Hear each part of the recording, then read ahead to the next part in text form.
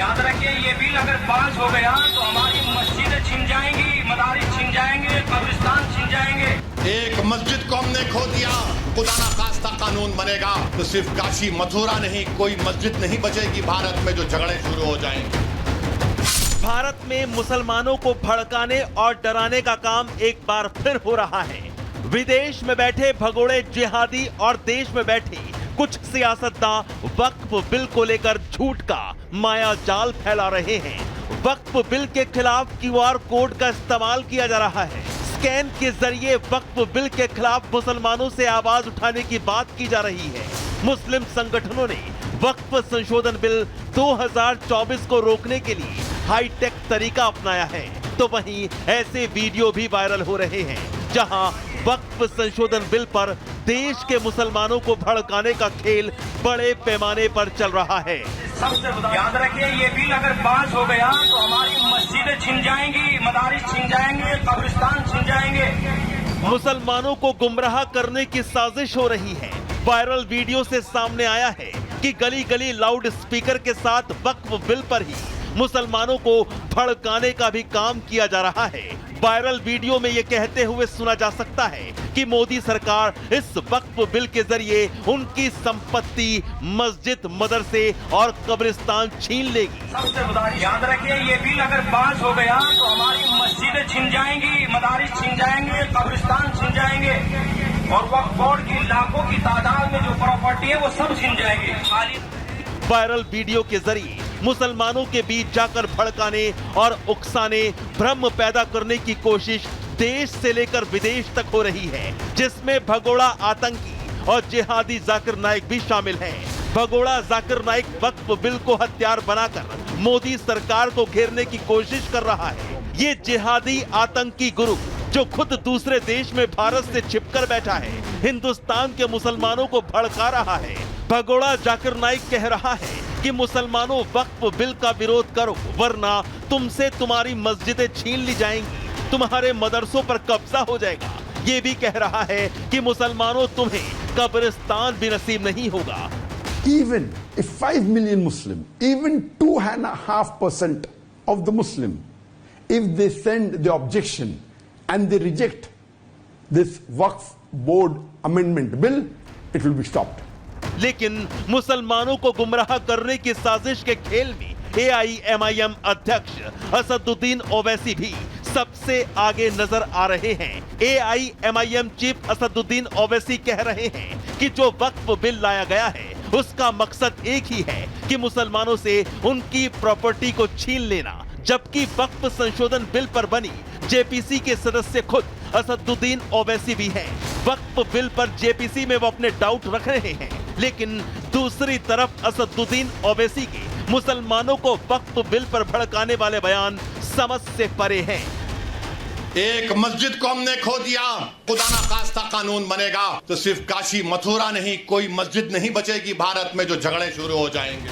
आखिर देश से विदेश तक वक्फ बिल पर चल क्या रहा है और मुसलमानों को भड़काने की साजिश क्यों की जा रही है, जबकि मोदी सरकार लगातार कहती आ रही है कि वक्फ संशोधन बिल मुसलमानों के हित में है। Bureau report, Republic Bharat. तो भड़काने की साजिश तो खुलेआम चल रही है, लेकिन सवाल ये खड़ा होता है कि आखिर नए कानून की जरूरत क्यों है। वक्फ के पास देखिए बेहिसाब ताकत, हम यूं ही नहीं कह रहे हैं, आपको समझाते हैं। जिसे चाहे अपनी संपत्ति घोषित कर सकता है वक्फ, और उसकी कोई सुनवाई नहीं होती। वक्फ को अपनी संपत्ति साबित करने की जरूरत ही नहीं है, दावदारों को ही अपनी संपत्ति साबित करनी होगी। यानी अगर आपकी संपत्ति पर वक्फ ने कह दिया कि उसकी संपत्ति है, तो वक्फ को कुछ प्रूव नहीं करना, आपको प्रूव करना है कि वो आपकी संपत्ति, और अगर आप नहीं कर पाए तो मामला गया। वक्फ के खिलाफ कोर्ट में भी अपील नहीं हो सकती। अगर आपकी संपत्ति हथियाने की कोशिश हो रही है और आप सोचें कि चलिए अब कोर्ट का रुख कर लेते हैं, तो वो भी ऑप्शन आपके पास नहीं है। शिकायत सिर्फ वक्फ बोर्ड में ही की जा सकती है, यानी जिन्होंने ली है संपत्ति, आप उन्हीं से शिकायत करेंगे, उन्हीं के सामने अपनी बात रखेंगे, उन्हीं के सामने अपने पेपर्स रखेंगे, और अगर उन्होंने कह दिया कि उनकी है तो आप कुछ नहीं कर सकते, कोर्ट भी नहीं जा सकते, कहीं कुछ नहीं कर सकते। वक्फ के फैसले को भी कोर्ट में चुनौती नहीं दे सकते हैं। मान लीजिए उन्होंने कह दिया कि उन्हीं की संपत्ति है, फिर आप कुछ नहीं कर सकते, क्योंकि आप कोर्ट भी नहीं जा सकते। उन्होंने जो कहा है वो फाइनल है। फैसले को वक्फ ट्रिब्यूनल में ही चुनौती दे सकते हैं, और वक्फ ट्रिब्यूनल क्या फैसला लेता है वो आखिरी फैसला है। तो ऐसे में आप समझिए ये मनमानी है, और इसी मनमानी को रोकने की कोशिश जब हो रही है तो दिक्कत हो रही है। और उस दिक्कत की वजह से ही इस तरह के बयान एक बार नहीं बार बार जब भी बदलाव की जरूरत होती है या बदलाव किया जाता है तो सामने आते हैं। और अभी भी इसीलिए इस तरह के बयान आ रहे हैं। और ये संपत्ति जो है वक्फ की, ये बेहिसाब हो चुकी है। पारदर्शिता लाने की बात हो रही है, इसीलिए दिक्कत हो रही है। जो संपत्ति है वो बेहिसाब है। देखिए, यूपी वक्फ बोर्ड की बात करें तो 2,32,547 संपत्तियां हैं। पश्चिम बंगाल वक्फ बोर्ड की बात कर लें तो 80,480 संपत्तियां हैं। पंजाब वक्फ बोर्ड की भी बात कर लेते हैं, 75,965 संपत्तियां हैं। कर्नाटक वक्फ बोर्ड का भी आपको डिटेल हम दे देते हैं, 62,830 संपत्तियां हैं। केरल वक्फ बोर्ड में भी 52,279 संपत्तियां हैं। जम्मू कश्मीर वक्फ बोर्ड की बात करें तो 19,291। उड़ीसा की बात करें तो 4369।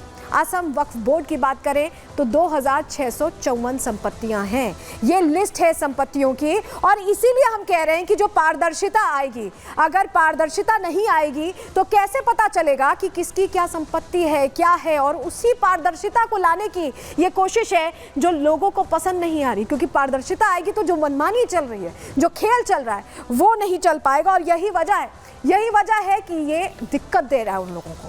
वक्फ बिल में क्या क्या संशोधन का प्रावधान रखा गया है, क्या क्या बदलने की तैयारी है, अब ये जानकारी भी हम आपके सामने रख रहे हैं। वक्फ के पुराने 44 सेक्शंस में सुधार का प्रावधान है। वक्फ एक्ट 1955 का नाम भी बदलेगा। 1955 से ये एक्ट चला रहा है, इसमें कुछ अमेंडमेंट जरूर किए गए, लेकिन जो इसका ओरिजिनल स्वरूप था उसे पूरी तरह से नहीं बदला गया, यानी समय के साथ बदलाव भी नहीं हुआ है। वक्फ एक्ट का सेक्शन 40 खत्म होगा। ये वही सेक्शन है जिसके बारे में हम आपको बता रहे थे कि कैसे प्रॉपर्टी को लेकर अगर आप परेशान हैं और एक बार अगर दावा आ गया तो आपके पास कहीं का ऑप्शन नहीं था। विवादित प्रॉपर्टी का वेरिफिकेशन होगा, ये प्रावधान किया जा रहा है। डीएम को वक्फ संपत्ति के सर्वे का अधिकार मिलेगा। वो समझे, जाके डीएम समझे कि ये आखिर संपत्ति है किसकी। वक्फ बोर्ड में महिलाएं भी शामिल होंगी। महिलाओं का प्रतिनिधित्व अब तक नहीं है, उन्हें भी प्रतिनिधित्व मिले, ये भी बदलाव करने की सिफारिश की गई है। वक्फ बोर्ड में 2 गैर मुस्लिम प्रतिनिधि भी रखे जाएं। बोहरा आगा खानी के लिए अलग वक्फ बोर्ड भी होगा। उनकी जो समस्याएं हैं उसके लिए अलग वक्फ बोर्ड का भी प्रावधान इस बिल में किया जा रहा है। वक्फ का रजिस्ट्रेशन करवाना अनिवार्य होगा, यानी मनमानी से नहीं चल सकते, रजिस्टर्ड होगा। चीज़ों में पारदर्शिता होगी, ट्रांसपेरेंसी रखनी होगी, चाहे प्रॉपर्टी को लेकर हो, चाहे पैसों को लेकर हो, हर चीज़ में। वक्फ के खातों की जानकारी देना भी अनिवार्य होगा। वक्फ के पैसे वेलफेयर स्कीम पर खर्च होंगे। सिर्फ वक्फ बोर्ड के पैसे एक तरह से बनाने में या खुद उगाही करने में इसमें खर्च नहीं होंगे, ये केंद्रित होंगे उस तरह से कि सुधार हो पाए, वेलफेयर स्कीम पर ध्यान हो पाए, यानी बढ़ोतरी हो, बेहतरी आए, इसी पर फोकस इस बिल में जो प्रस्ताव रखे गए थे उसमें था। किसी भी विवाद का फैसला वक्फ बोर्ड नहीं करेगा। ट्रिब्यूनल में अब 3 की जगह 2 ही सदस्य रहेंगे और फैसले को हाईकोर्ट में चुनौती का प्रावधान होगा, यानी मनमानी नहीं चलेगी। अगर वक्फ कह देता है, वक्फ बोर्ड कह देता है कि हमारी संपत्ति है, ट्रिब्यूनल के पास जाते हैं, ट्रिब्यूनल में भी आपकी सुनवाई नहीं होती और आप हैरान परेशान हैं कि आखिर करें क्या, तो उसके लिए कोर्ट का रुख करने का प्रावधान रखा जा रहा है। 90 दिन में फैसले को चुनौती दी जा सकेगी, ये प्रावधान है। इस पर चर्चा अब जेपीसी कर रही है। जेपीसी अब ये तय करेगी कि आखिर क्या करना है, और राय मांगी गई है। इश्तेहार सरकार ने देकर राय इसलिए मांगी है जिससे कि आप अपनी सच्ची राय रखें, और हम भी यही कहेंगे कि प्रावधानों को समझिए और सच्ची राय रखिए।